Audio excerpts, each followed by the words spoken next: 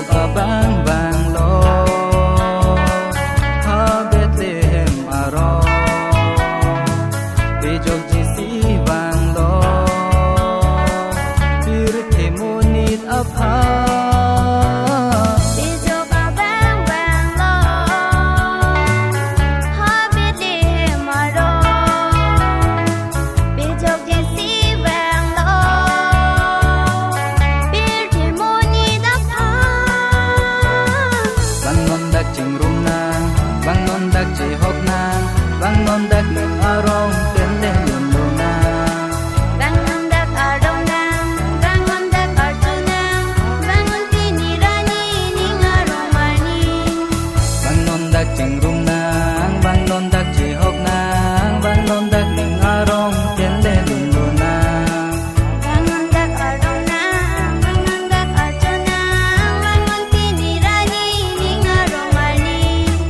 Bang non khai ke duan ning klar chen pen lun pen ke ro pinang so ji su phan ning kan samar chu ha chi lu pini chai nong ma ro ya long ma long hong ma lo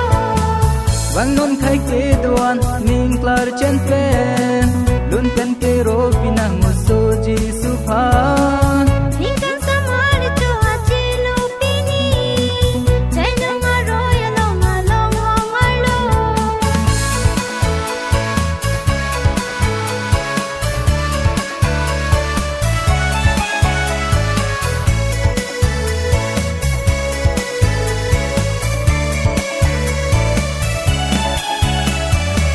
ya tu malong hajar lo piang bong rang ke birta pidam si ningarong a birta nang la siklo long so kimi nang klang bang so arni japon te ki ri tum pha seri junga jang chung pon si bang non khai ke duan ning klar chen pen lun pen ke ro pinang so ji su phan ning kan samar chu ha chi lu pini chai nong ma ro ya long ma long hong ma lo bang non khai ke duan ning klar chen pen lun pen ke ro pinang so ji su phan ning kan samar chu ha chi lu pini chai nong ma ro ya long ma long hong ma lo